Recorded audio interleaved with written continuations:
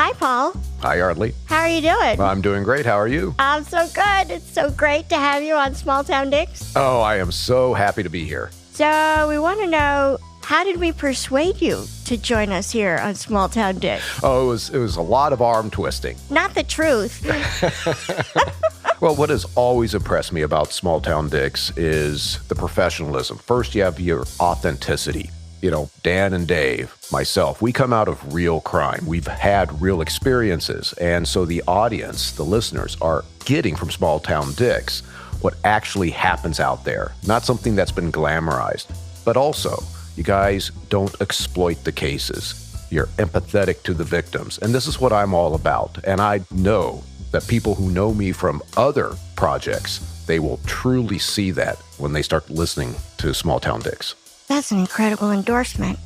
Dan and Dave, tell the fine people about some Patreon, where Paul Holes also joins us on quite a few nuggety nuggets. For just $5 a month, you'll have access to an assortment of bonus episodes, outtakes, listener questions, special series. Small Town fam, you get everything Dave said, and your hard-earned money goes to support our incredible staff behind the scenes to give you this podcast that we all love. So please join us at patreon.com/smalltowndicks. How much was that again? It's only $5 a month, Paul. Just $5. And you get all of that content? Yes. That is a deal. It's such a deal. Patreon.com/smalltowndicks.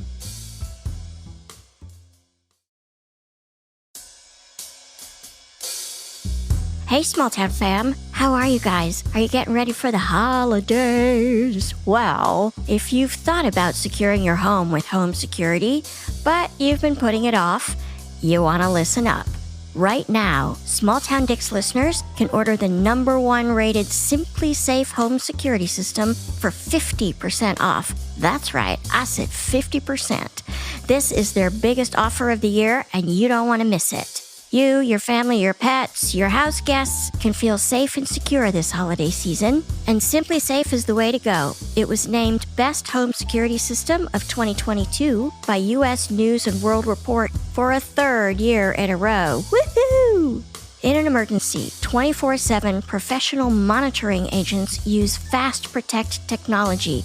It's exclusive to Simply Safe, and it captures critical evidence and verifies that the threat is real, so you can get priority police response.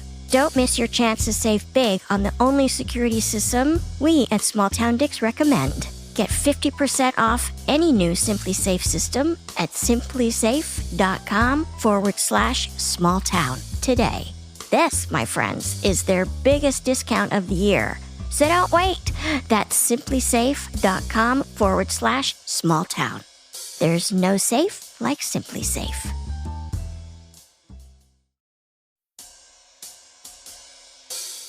Hey, Small Town fam. Welcome to part 2 of One Dark Night. If you haven't listened to part 1 yet, you should go do that. You should definitely listen to part 1 before you listen to part 2. For those of you who have listened to part 1, here's a little recap to refresh your memories. Detective Justin is called out in the middle of the night to investigate a deceased subject named Larry, who's the self-appointed watchman at a community garden.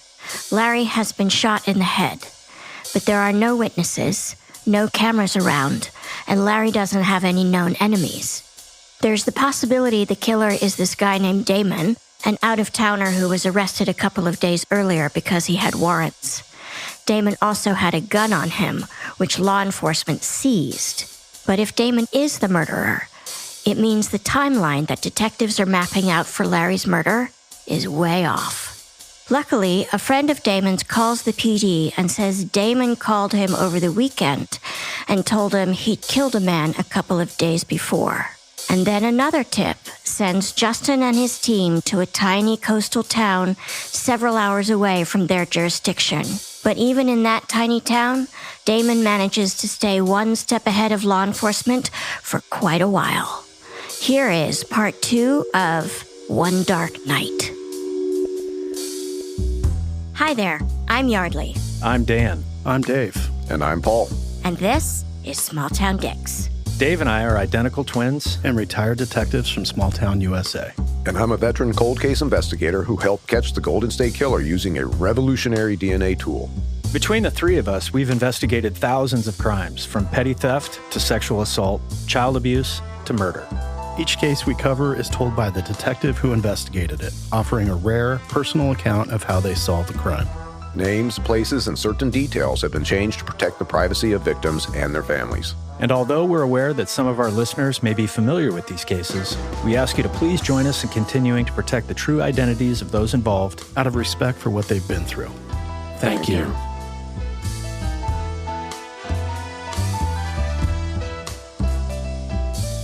So, Justin, a phone ping has you headed to the coast to find Damon.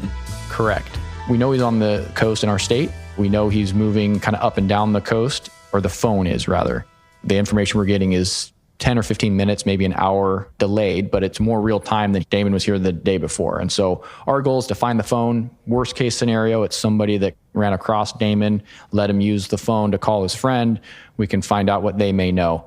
Best case scenario, we find the phone, we find Damon. And so we head back to the coast and kind of start over, pounding the pavement. And so we spend 7 or 8 hours kind of chasing where this phone might be along the coast. Multiple different small towns, looping in their local police departments for assistance, and are just kind of striking out. It's even more frustrating because we're closer, but we're still just a step behind. At one point, we get information that they were at a McDonald's. We go to the McDonald's. Sure enough, they're on video at the McDonald's. But what's new about the McDonald's video is they have a parking lot camera. And that parking lot camera captures one car and only one car in the parking lot for the time frame that matches when the phone was there.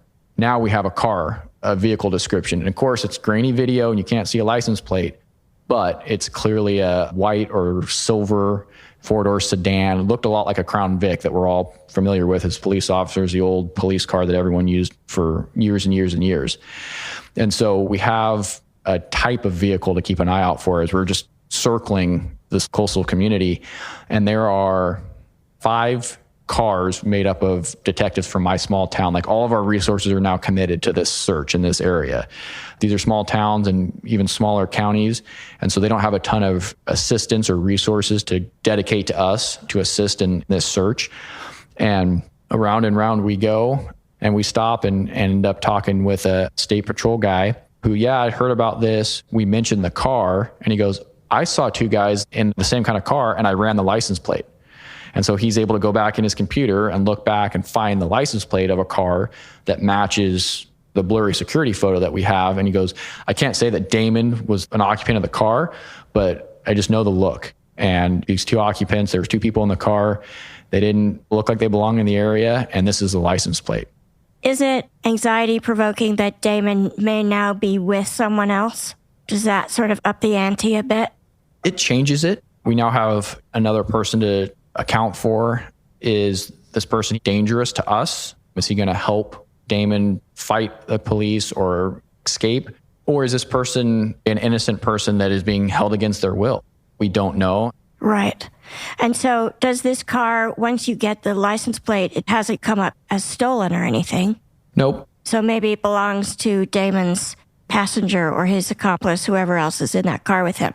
Exactly. We're able to look that up based on the license plate. And again, it's one of those things that doesn't yield any significant information to us. It's registered to a gentleman that's about the same age as Damon, so probably the other male in the car, but we don't know that, and no one's seen a close enough look to confirm based on driver's license photo or anything like that. And so we now have an area, a vehicle color description, a license plate of the vehicle, and recent sightings, and now we're still kind of chasing the phone information around. And that vehicle license plate doesn't return to an address in the coastal area that you guys have been north and south on? No, it actually returns multiple hours north of where we were at and not in the first coastal town we'd gone to. So it's another thing to add to the list for later as to pursuing where the car came from, who it belongs to. But nothing that would lead us to a house where, it belongs 4 blocks away. We drive there and the car's sitting there. We had no such luck on this. So I'm picturing a game plan being devised. Is it just kind of like hide and go seek where you say, all right, let's start looking, and everyone spreads out, goes in different directions. I'll take this neighborhood and I'm just going to drive the grid. Every street in the area. I mean, for a big city, that would be an enormous task. But in these smaller coastal towns, it's fairly reasonable to be able to do that. It is, especially in town. The size of the residential housing location isn't huge. It's not like you have blocks and blocks and blocks. And so you may have 4 or 5 streets in a grid shape that make up everything that's in town.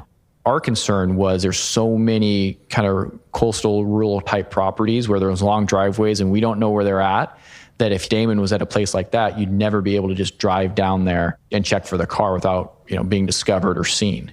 And Justin, at this point, I mean, obviously you guys are just full bore on trying to find Damon, but you still have yet to receive any type of report as to whether or not his .45 caliber handgun matches the bullet or cartridge case found at the scene. Exactly. We haven't heard back. So what do you do in that situation? Do you wait until you have confirmation that Damon's gun is the one that killed Larry, or do you not have to wait for that?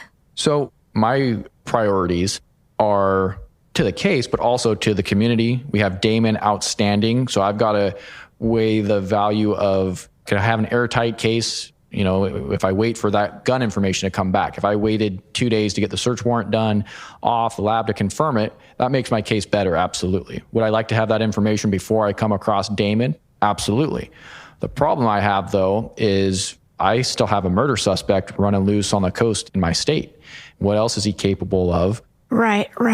So we now have a car, we have a license plate, and we have some data as to where the phone has been that Damon called his friend from. And so as we're looking at this information, we're able to ultimately come up with a house in a nearby coastal town that the phone was at and has been at a couple times, it looks like. There's a pattern to it. And so we go by this house and we start running license plates of other cars that are at the house. Nothing super significant other than there's a female that has contacts in one of the vehicles, and the name means absolutely nothing to any of us. But I look up a photo of her through DMV records and look at a driver's license photo and recognize this female as a person in Damon's Facebook pictures. Looks like a girlfriend or wife or some kind of significant other in quite a few photos. And then her car is at this house. And so, store that away. This house is significant and important. Could Damon be here? Maybe. We don't know. As we're doing this, we still get, information that the phone is mobile and moving around. And so we kind of chase our tails a little bit. And then probably an hour and a half of narrowing down on this address, we see the pattern that emerges before the phone returns to that residence start to develop again. What do you mean, a pattern? So some of the details we're able to get, not necessarily where they were going, but the direction they were headed or where they were at highway-wise, any number of other little things that were unique and weren't common for when they're just driving around town. And the light bulb, I think, collectively goes off in everyone working's head. Like, last time this happened, within 5 minutes, the phone ended up at this location. And so we beeline and send one of our unmarked vehicles by the house. And as they get there, this car that's on the McDonald's security footage is in the driveway, license plate matches, and for the first time we're able to lay eyes on Damon at this residence. Fantastic. So you have the car and you have Damon with his tattooed widow's peak. Do you just run up and tackle him and put handcuffs on him? So that's the initial thought everyone has, is let's just go grab our guy. Fortunately, we had kind of a powwow, and part of the concern that we developed is in the yard of this residence were a bunch of children's toys, bicycles, playhouse, that type of thing. And so knowing that a female from Damon's social media likely lived there or is associated with that location, and the chance of children being present, we didn't want to force an encounter at the location. We were relatively certain that we weren't compromised or he didn't know that we were actively pursuing him in town.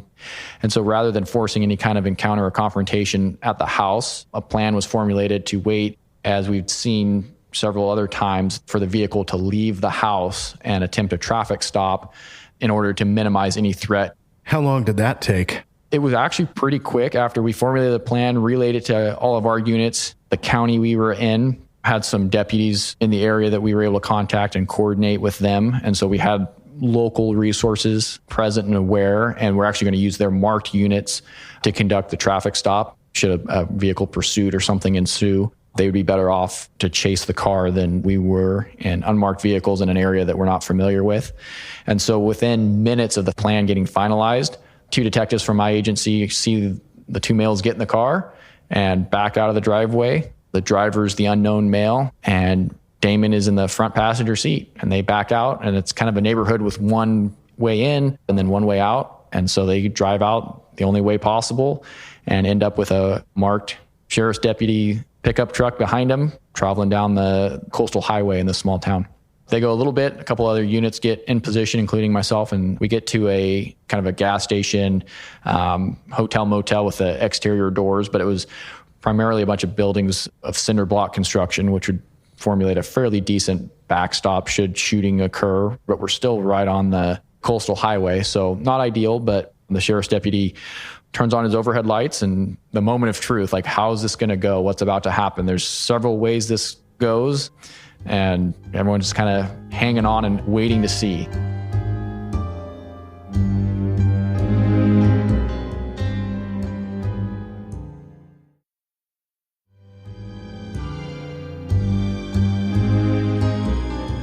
Car turns on its left turn signal, turns into the gas station parking lot, and stops. And I remember having this thought of, well, that was easier than I thought it was going to be, but we're still not done. And we fan out behind the car and start a high-risk traffic stop with police officers in the door of their cars with guns drawn, giving commands. And we start with the driver because it's the easiest way to hopefully immobilize the vehicle. Driver's super compliant. Driver, we call him out of the car. He comes back, surrenders to us. No big deal. We take him back, hand him off to a couple of our detectives to go interview him. Unfortunately, the driver missed the direction of, like, turn the car off and bring the keys with you. So the keys are still in the car, and this car is still running, even though Damon's sitting in the passenger seat. So it's still mobile, could still take off. I halfway expected Damon to jump across the seat, get in the driver's seat of that car, and take off at any time during this traffic stop. But that doesn't happen. Damon opens the passenger door and never really fully emerges from the car, but will look out and starts engaging verbally with us and kind of in a weird, kind of surreal conversation, just in how calm he was. We just have to yell due to distance, but he's talking back and forth to me for a little bit, and we're having a pretty fruitful conversation. And really, I'm able to start asking some questions about our case because he's not surrendering. But we get into, and Damon offers up on his own, I know why this is happening. It's because of the guy I shot in the garden in this small town. And that was like within 2 or 3 minutes of the driver getting out. Like, I have a confession from my suspect sitting in the car. Now, I still got to get him out of the car and arrest him, but he's starting to give details of what happened in the garden that I didn't even know at this point because, you know, I wasn't obviously there when it happened. And so he's providing insight into what happened while we're on this traffic stop. So Justin's just like his dad, Don Sr., in that they just get confessions in the first couple of questions they ask. And the rest of us, it takes 4 or 5 hours, multiple breaks. Justin's like, how's your day going? I killed a guy in your town.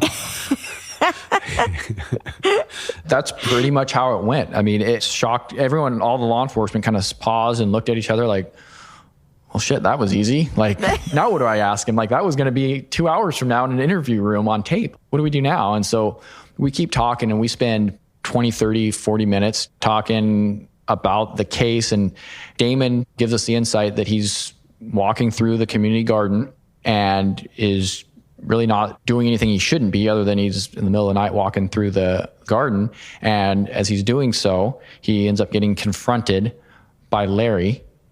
And Larry asks Damon, what are you doing here? And Damon's response was to shoot Larry in the head. And that's all there was to it. That's it. That's it. That is fucked up. Does Damon give information related to where they were at the time that he pulls his gun and shoots Larry in the head? He does. Damon's able to explain, and it's consistent with where the shell casing was, explains kind of where he was at when he fired the round, and it's within a few feet of where we found the shell casing kind of in the driveway. And he describes where Larry was at the fence or gated portion to Larry's yard, if you will. Damon's nailing details that only someone that was at the scene when it happened could know and provide us. How far away is this shooting? 20, 25 feet. It was fairly long distance considering where the impact was. The way Damon explained it was kind of just a reactionary and almost a lucky shot. And he just pulled the gun, pulled the trigger, and the bullet happened to hit Larry in the forehead. There's nothing in Damon's background to indicate that he is a highly trained sharpshooter, sniper type of individual. No, he couldn't make that shot again if he had to. And Larry then just drops where he's hit and happens to be leaning against this tree. Correct. Larry falls down. Damon goes about his night and explained to us that when he got arrested that next morning by our patrol officers several blocks away and they found the gun on him, he assumed that we knew about what he had done and didn't fight the police at the time. And he's like, I'm not going to fight with you guys now. I wasn't going to fight with them that morning. But he goes, I was certain that they heard the gunshot and knew that I was the one that shot the guy in the garden and I was going to jail forever. And then next thing I know, they let me out. And so Damon is aware that his gunshot struck Larry and at least wounded him. Yeah. We confirmed during this traffic stop conversation with Damon that Larry was dead, and he wasn't surprised by it. It was the first time he knew for sure. You guys, your agency's detectives and other agencies have Damon, who's still seated in the passenger seat. He's just got the door open, probably his feet slung out to the side like he's sitting on the edge of the passenger seat. You've got this place surrounded, but he hasn't given himself up yet. Is he making movements that make you think that he's going to try a suicide by cop? Is he just saying, hey, give me some time, I'll give myself up, I just want a few more minutes? Damon is clear from kind of the beginning after telling us what he did. Damon was pretty resolute in, I'm not going to jail, guys. And he made that statement several times throughout the time we were engaging with him. And so Damon was never aggressive about those statements. It was just really matter of fact, which is unusual, and just the calmness he said it with. He's resolute, like, I'm not going back to jail. And so how that ends up playing out, none of us really knew, but the thought in the back of everyone's mind, my own for sure, is that at some point, one of two things happens. Either Damon shoots himself in front of us, or he does something that's going to generate a response from law enforcement where we shoot him. Meanwhile, aren't you trying to get him out of the car and on the ground or something like the driver, and he's not complying? Damon is having a conversation with you, but he's not doing what you're asking him to do. Exactly. We're giving him directions. Hey, put your hands up, get out of the car. Damon would just tell us, like, that's not going to happen, guys. I'm just not getting out of the car.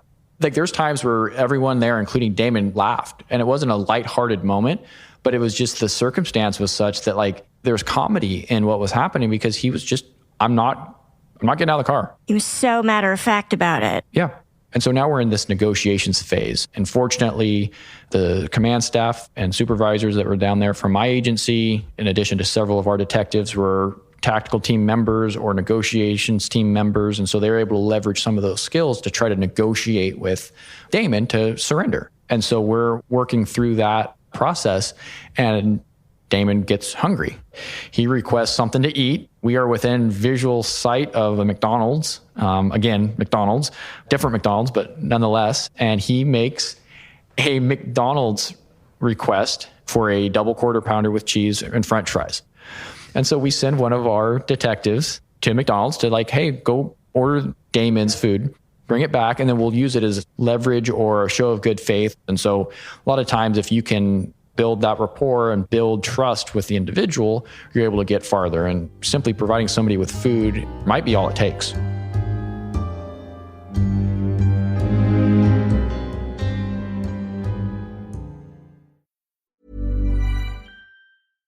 Hey, y'all. I'm Keke Palmer. I'm an actress, a singer, an entrepreneur, and a Virgo, just to name a few. I'm proud to introduce you to the Baby This Is Keke Palmer podcast, exclusively on Amazon Music. I'm putting my friends, family, and some of the dopest experts in the hot seat to ask them the questions that have been burning in my mind. What happened to sitcoms? Is OnlyFans only bad? I want to know, so I asked my mom about it. On Baby, This is Keke Palmer, no topic is off limits. Listen to Baby, This is Keke Palmer exclusively on Amazon Music. Download the Amazon Music app now.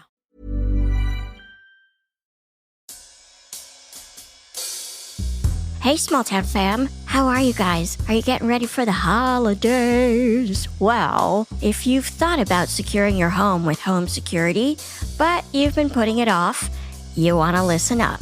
Right now, Small Town Dicks listeners can order the #1 rated Simply Safe home security system for 50% off. That's right, I said 50%. This is their biggest offer of the year, and you don't want to miss it. You, your family, your pets, your house guests can feel safe and secure this holiday season, and Simply Safe is the way to go. It was named Best Home Security System of 2022 by U.S. News and World Report for a 3rd year in a row. Woohoo! In an emergency, 24/7 professional monitoring agents use Fast Protect technology. It's exclusive to Simply Safe, and it captures critical evidence and verifies that the threat is real, so you can get priority police response. Don't miss your chance to save big on the only security system we at Small Town Dicks recommend. Get 50% off any new Simply Safe system at simplysafe.com/smalltown today. This, my friends, is their biggest discount of the year. So don't wait. That's simplysafe.com/smalltown. There's no safe like Simply Safe.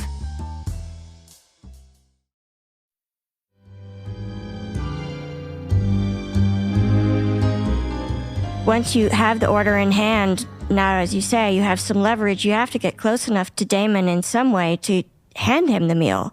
It seems unlikely that y'all would agree to put it down on the ground and allow Damon to come forward and get it. Or you're hoping that you can just put it on the trunk of the car and he'll come out of the car and surrender. And then he can have his meal. During this negotiation, do you know if Damon is armed or not at this point? So initially, we don't know. The yelling is getting annoying and difficult. And as any conversation, if you can just talk, you're going to be better off than shouting across the parking lot. And so I end up calling the cell phone number, and sure enough, Damon answers it. And so, one, we've confirmed that that phone is present, and he relays verbally that he has a gun with him and says, you know, I'm not going to hurt you guys. I'm just, again, not going back to prison. And so we get off the phone, and then to follow that up, he actually sends me text message photos of a gun sitting in the passenger seat of the car.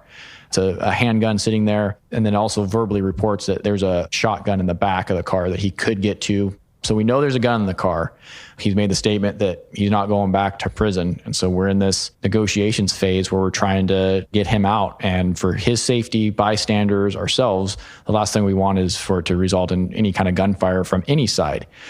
So we've procured this McDonald's order for him, and Damon's being demanding, and he kind of gets a little bit agitated that he's just hungry and we're not getting anywhere. And so law enforcement, we decide to provide him the McDonald's and build some good faith and make Damon a little bit more receptive to conversation. It's been hours at this point. So we decide to give him his food. And so Sergeant David rolls the McDonald's bag up into kind of a football-shaped brown paper bag with a double quarter pounder with cheese and French fries in it, and throws this underhand rugby toss that lands at Damon's feet. Perfect throw, doesn't spill a single French fry. Damon retrieves his food, opens it up, pulls the burger out. Damon takes a big bite and swallows, and then looks back at us and screams at us, "You had one fucking job. Who's the new guy that fucked up my last meal? Who is it? Who's the new guy? I wanted a double quarter pounder with cheese, and this is a Big Mac. You had one job, and you screwed it up." And then he proceeds to finish his Big Mac, but we'd gotten his order wrong. Totally unintentional, but he has this tirade where he realizes that, you know, the new guy, when in reality, the detective that went and got the food was a police officer for almost 30 years. I mean, he's nearing retirement. And so it wasn't the new guy screwing it up, but Damon made a show about the new guy messing up his order for all to hear. And again, there's kind of this moment where it's a very critical incident, but the comedy in that, like everyone there, including Damon, kind of shared a chuckle over this because it was funny, especially in the moment. It was yeah, you did have one job and you messed it up. Well, he must have gone through the drive-through, right? Yeah, they screw you at the drive-through. Right.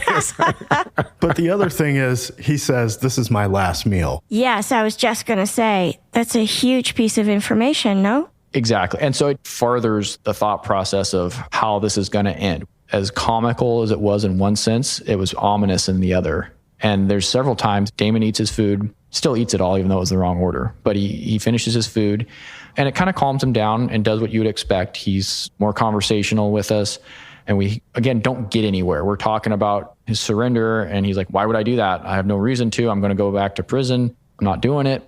We try to leverage family or children, and none of that really works or gets us anywhere.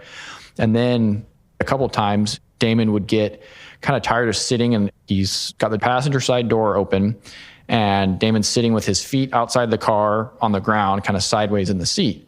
And a couple of times he would kind of shift his weight, or he would stand up and kind of stretch just outside the car. But there's not enough distance where we could get to him or really affect any arrest. And he's certainly not surrendering. He's just stretching or shifting his weight. So all the law enforcement there was aware that there's a gun on the seat. And he'd make this like head fake, reach into the car movement.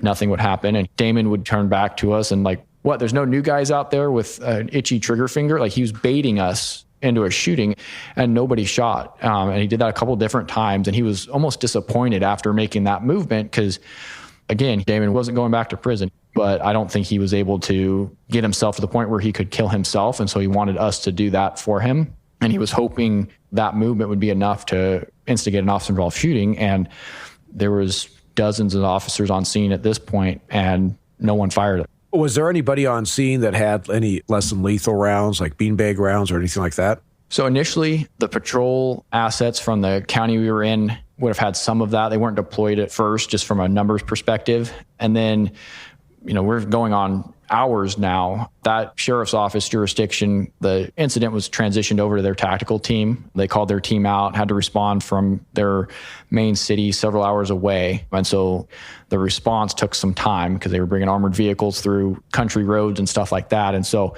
they got there after several hours. And once that tactical team was on scene, they took over and absolutely had all those tools present and deployed in a manner that, they were hopeful would resolve the situation peacefully.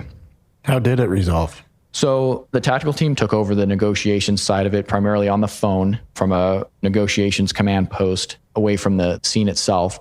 And we're kind of having the same conversation with Damon that we'd already had. He explained what he did. It's just as resolute about not going back to prison and didn't really have any demands. Damon was just, matter of fact, I'm not going back. And so negotiations had broken down. We'd spent hours and hours and hours there with no real progress.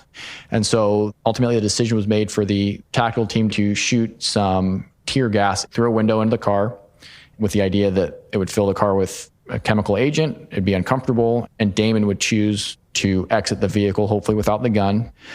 And so they move into a position to do that. And the tactical team deploy this gas round, and it impacts the car. And shortly after the impact happens, Damon reaches into the seat and then produces the gun for the first time in his hand. And Damon ends up pointing the gun at the officers, and an officer-involved shooting ensues, and Damon's shot several times. Does he survive? He does not. 3 different officers fire rounds, and Damon is killed instantly in this shooting. You guys often say that every suspect has a tell. Sometimes it's subtle, and sometimes it's overt, like it is in this case with Damon when he says over and over and over that he's not going back to prison. That statement, that's a lot of information, particularly in a situation like this standoff. During the standoff, as well, he confesses to the murder that he committed in the garden. And so all of that makes you think that he supposes there's only one way that he doesn't go back to prison, and it's the worst, most final way there is. He even jokes about it when he says to you guys don't have any trigger-happy cops back there who are itching to put a bullet in me when I flinch and look like I'm going to reach for a weapon. So when he actually does pull the gun and point it at the SWAT team, he must have known what was going to come. Absolutely. Damon was trying early on to bait us into doing it sooner, as he realized that our officers were not going to take the bait. He realized what it would actually take to generate the response from law enforcement. The district attorney down in this county that the shooting took place in, there's a whole officer-involved shooting investigation, goes through a grand jury process down there, and categorized this officer-involved shooting with the word inevitable.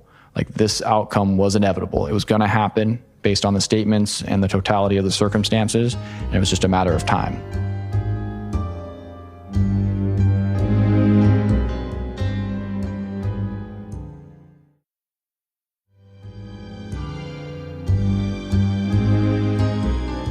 What was the unidentified driver doing while all of this negotiation is going on? The guy who was in the car with Damon. So he'd been taken down to the local police department of the small town we were in and interviewed about how he knows Damon and what Damon may have said. And he was at least claimed to be in the dark and knew nothing about what happened in the community garden. And he was just giving a buddy a ride. And as they got pulled over, there's a comment made as the driver was getting out by Damon that, like, see you, man, this is it. And the driver gets out and remembers, like, that was kind of odd, but okay, I thought he might have warrants and it'd be no big deal, and didn't realize kind of the significance of what was going on until law enforcement ultimately told him what had happened and why we were there looking for Damon in the first place.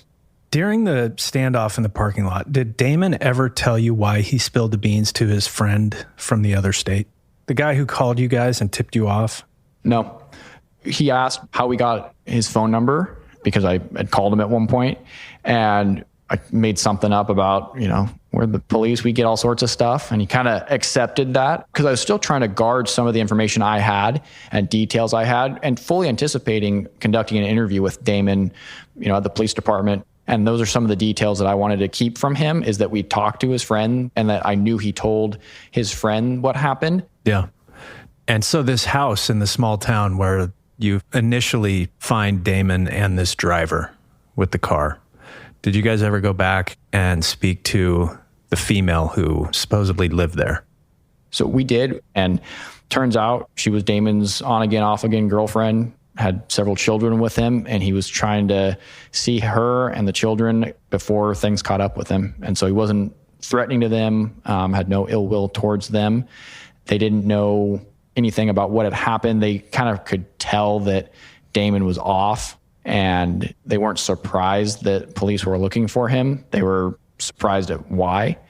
But yeah, they were interviewed and had no bearing on our murder case at all. And did they know anything that had happened during the standoff, or that there was a standoff?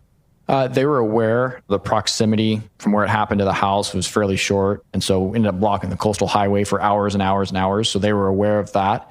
And fairly early on, once we had additional local resources, the sheriff's office sent deputies that way to touch base with her. We didn't know who he was calling, if Damon was reaching out to her from the traffic stop, which he hadn't, but we had law enforcement personnel with her in case something like that did happen. That's some bombshell news to drop on somebody in that situation. Sure. Was Damon drug affected? Yes. At one point during the standoff, towards the end, I don't know if Damon communicated it before he did it, but from my vantage point, you could see him smoking methamphetamine from a meth pipe in the car during the standoff. And I've got to button this up from the physical evidence standpoint, is at some point you must get results back on the firearm. Does Damon's firearm get matched to the bullet and cartridge case from Larry's homicide? It absolutely does. Our crime lab gets wind of what happened, and they call down like, hey, do you still want us to process this? Yes, I do. I need to know. But they're trying to triage their caseload and move somebody up the line, if you will. And so they call, and at least they called and didn't just do it on their own. And, hey, do you still want this done? I go, yes. The exigency is obviously gone, but if you'd please process that. And they do. And within a week or two, I'd gotten the results back and confirmed that both the slug and then the casing from the scene were fired from the gun that Damon was arrested with before we even knew there's a dead person. Part of when I get involved in cases, and I'm typically looking at cases that have already occurred and many decades afterwards, but, post-offense behavior by the offender is something that I really pay attention to. And here, Damon is confronted by Larry, but from a distance away. It almost sounds like Damon could easily have walked away from this confrontation without ever pulling a gun and shooting at Larry. And then he doesn't stay in the area, but it doesn't sound like he's necessarily making great attempts to hide, to flee. Is there anything in Damon's background that suggests that possibly he had other homicides, maybe out of state, and he just said, I'm done. I'm not going to go back to prison, and they caught up to me? Nothing that we found concretely. That theory was present on a couple locations that Damon had been, where they had murder cases that were unsolved, that by the timeline of where he was living at any given time, he could have been a potential suspect in, but nothing that we found where we connect a dot from somewhere else. I also think he would have told us, because of how absolute he was and those conversations we had.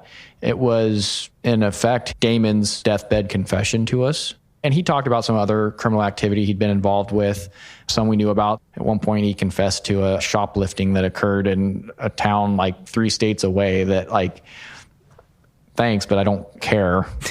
Talk more about the guy in the garden. But it was his moment to get anything like that off his chest. So I think he would have told us. Literally, Larry's homicide was in the moment. Damon gets pissed, happens to have a .45 on him, pulls it, shoots, and happens to just have a bullet go into Larry's forehead from 25 feet away. Yep. So let me add that the drive back from this small coastal town, I get into cell phone service after losing it, and I'm able to call Larry's family. And I was talking primarily with his son and relayed to his son that, hey, we caught up with the guy. We caught up with Damon. He was killed by law enforcement in an off-involved shooting, and explained a little bit of the details before he saw it on the news, and, names and stuff were going to end up becoming public in a day or two anyway, especially with the social media world we live in now. And so wanted him to hear it from us first. And he thanks me and appreciates the information, but our conversation ends with, did he explain why he killed my dad? And I still couldn't answer that question. It comes back to that why. I mean, there isn't a good reason, and Damon himself couldn't give us a good reason as to why. Did Damon ever say he was sorry? No. Justin, you responded out to the homicide scene of Larry.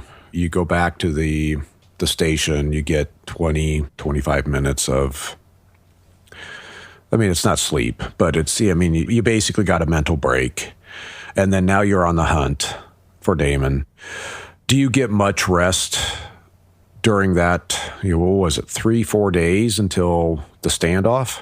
No. The second night was really the only full night of rest I was able to get throughout the whole case. And even that was, your mind's racing, and some of the best ideas case-wise come to you and you're driving home or sitting in bed, trying to fall asleep. But then after that second night of rest, it was kind of go, go, go. You're sleep deprived, and now you're at a situation where now the suspect is looking for a suicide by cop, and then ultimately succeeds. Now, are you present at the time that Damon is killed?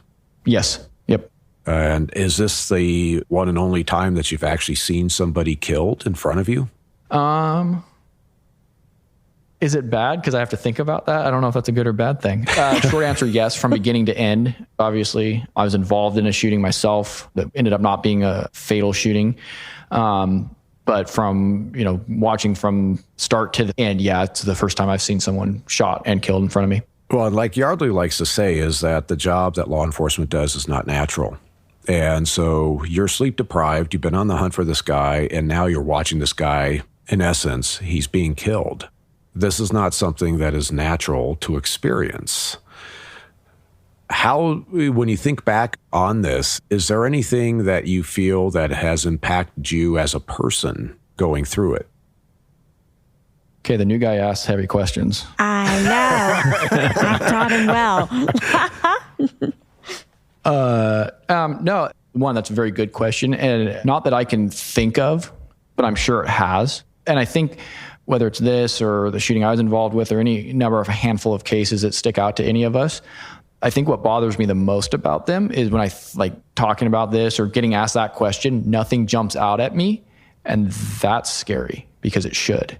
Well, and that's where, at least in my experience, because, I haven't been subjected to this type of dynamic, but other types of dynamics that aren't natural. And then as I've gotten older, those types of circumstances kind of rear their ugly head.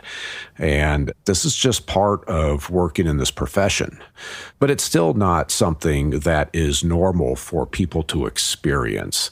And for those individuals like you, Dan and Dave, that are on the front lines and you are dealing with this has an impact moving forward. And it's maybe, here we've got the story and you're dealing with a homicide, you're a homicide investigator, but you're also watching another person being killed. And that is trauma. Absolutely. And, as law enforcement and the world in general kind of progresses, I don't have a moment I can think back of being truly impacted by it. But the concept of trauma being cumulative and adding up over time, and at some point the glass becomes full. I guess fortunately my glass isn't full yet. But what's to say that it's not going to become that way here sooner than later, or maybe it never will. Who knows? Well, I will tell you, when you turn 50, it will. That's what happens. Justin, it's always such an extraordinary pleasure to have you on the podcast. You are true blue. Thank you so much. Not a problem. Anytime. I'll say this. Justin and I and Dave, we've all worked some big cases together, and Justin's one of my favorites. He's one of my favorite people I've ever met in law enforcement. And Justin and I went to the academy together. We were baby cops together. Really? Yeah. I get to go back next week. Oh, Justin gets to go to sergeant school, it sounds like. Oh, yeah. Sarge, the way that you approach this, the dedication, fundamentally, I think it really underscores that something that is thought of being a cut and dry, quick case at the beginning, and how it can spiral to something where now it's consuming you and your life for however long it takes in order to make sure that the public is safe. And every step you took really underscores the professionalism and the dedication that you have to serving the public. So thank you very much. Well said. Thank you so much for bringing that to us, Justin. It is always a pleasure to have you on the podcast. You're welcome. Thank you.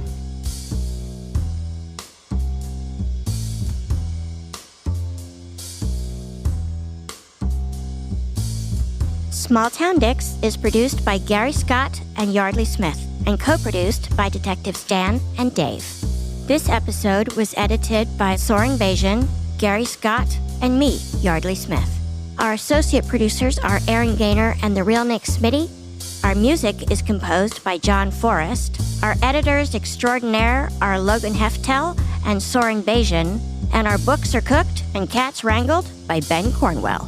If you like what you hear and want to stay up to date with the show, visit us on our website at smalltowndicks.com. Small Town Dicks would like to thank SpeechDocs for providing transcripts of this podcast. You can find these transcripts on our episode page at smalltowndicks.com. And for more information about SpeechDocs and their service, please go to speechdocs.com. And join the Small Town fam by following us on Facebook, Instagram, and Twitter at Small Town Dicks. We love hearing from you. And if you support us on Patreon, your subscription will give you access to exclusive content and merchandise that isn't available anywhere else. Go to patreon.com/smalltowndickspodcast. That's right. Your subscription also makes it possible for us to keep going to small towns across the country in search of the finest, rare, true crime cases told, as always, by the detectives who investigated them. So thanks for listening, Small Town fam. Nobody's better than you.